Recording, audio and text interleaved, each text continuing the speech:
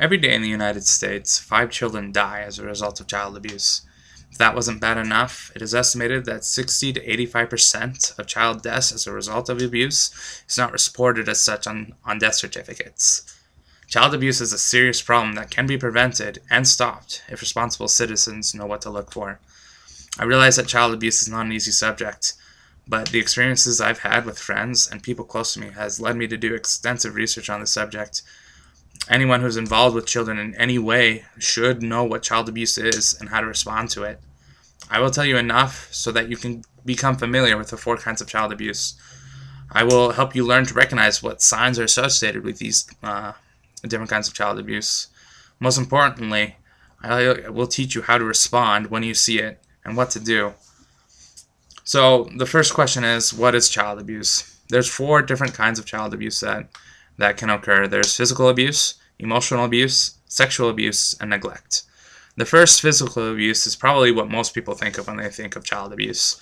It's any physical harm or injury done to a child. It's a pretty easy definition. Physical abuse can include things like severe discipline, such as spanking with a belt or using a board or some other tool to cause extreme harm to a child. Now, some people get really caught up on what's the difference between, physical abuse and discipline, because it is appropriate to discipline children when they misbehave. It's not appropriate to cause physical abuse. Discipline consists of a few things. Discipline is controlled, it's predictable, and it's not done in anger. A child knows that when they got spanked because it was for a reason. A parent who's disciplining their child has control of their actions. They know exactly what they're doing and know what limits to set. And a parent will never discipline their child in anger. Physical abuse is the exact opposite. When a child is being physically abused, the abuse comes at unpredictable times. Oh, I watched TV for a little longer, bam, you get a beating. Oh, I stepped in a room that I wasn't supposed to, bam, a beating. It's unpredictable. A child never knows when it's coming. And so there's no clear boundaries. What is wrongdoing? What's just setting a parent off in anger? And then that's the other thing. When a parent's angry and they discipline their child, often they don't have control of their actions, and that can quickly lead to physical abuse.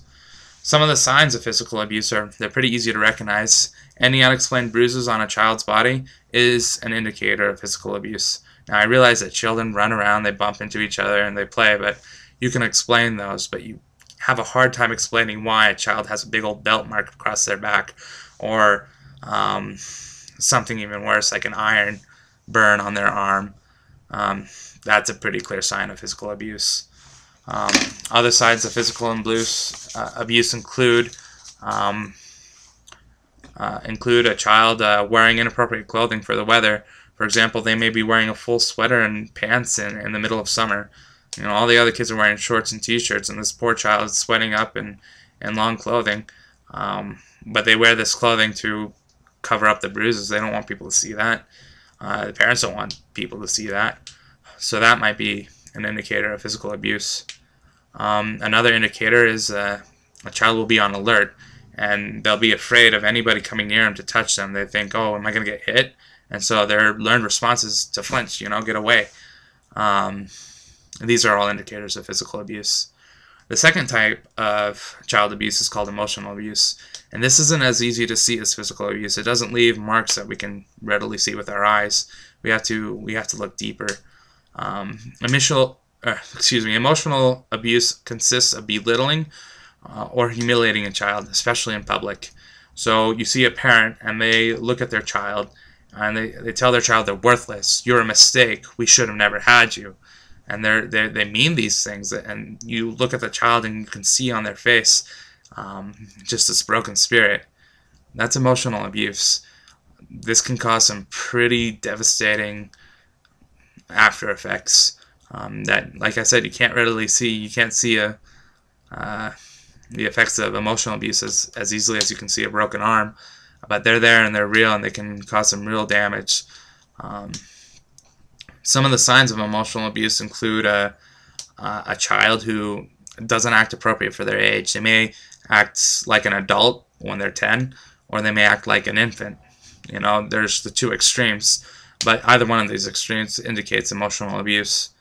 There won't be any real attachment between the parent and child. You might see them together, but you can tell there's nothing there. There's no love. A child will exhibit extremes in behavior, such as extreme passive or extreme aggressiveness, and so forth.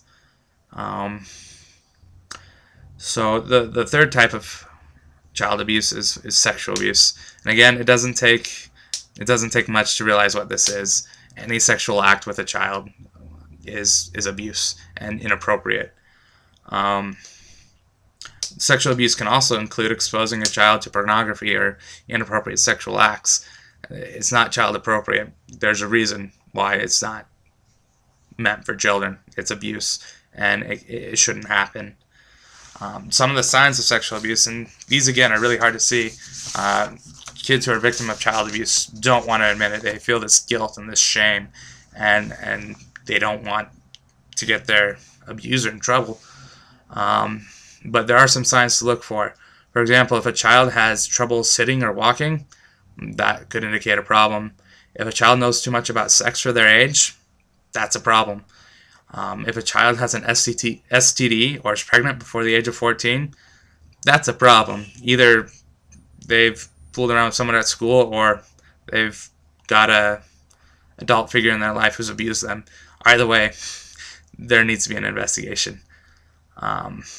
The fourth kind of abuse is neglect, and this is probably one of the most common forms of child abuse, and it ranges in severity. Neglect is basically failing to provide for a child's needs. It can include not feeding properly, not providing proper clothing, not providing proper shelter, and this can result from numerous circumstances. Sometimes parents just get lazy. Sometimes it's a result of drug abuse. Parents start taking drugs, which make them unable to provide for their child. But some of the signs of neglect include, again, children wearing improper clothing, such as this time maybe a t-shirt in the middle of winter. They don't have a proper coat. Or a child may have really bad hygiene on a consistent basis. I know children get dirty, but parents are usually pretty good about cleaning up their children for things like special occasions, like, say, picture day. If you see a child coming to school in dirty clothes and poor hygiene on picture day, there might be a need for a closer eye there. Another form of neglect is leaving a child in an unsafe environment unsupervised. That's a neglectful parent. So now that you know or have an idea of what these different kinds of child abuse are, it's important to know what to do about it when you see it. The first thing is you want to make sure you know enough about the situation so you can recognize child abuse. You need to be prepared to watch and listen between parent and child interactions, especially when they don't think you're watching, because that's when you'll get the information you really need. You need to be able to ask questions to get them to divulge, figure out what's going on. And then when you recognize child abuse, you need to act. There's no excuse for not acting. Once you see it, you are morally obligated to act, to step in to save that child's life. If you're not comfortable doing it, talk to a teacher, talk to a principal, a counselor, anybody. Just get help.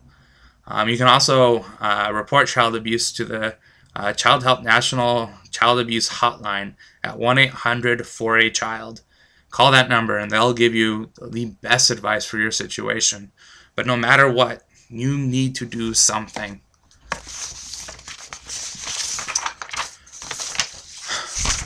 Now you know what the 4 kinds of child abuse are and how to recognize it. You know what steps to take if you think you see it. None of you would ever think about harming a child in the ways that have been described here today, but not acting when you see child abuse is the same as inflicting it yourself. The child needs you to save them. Now, if child abuse is allowed to continue, serious consequences will result. However, if stopped early enough, the damage done to a child can heal, and the child can grow to lead a whole normal and healthy life. Thank you.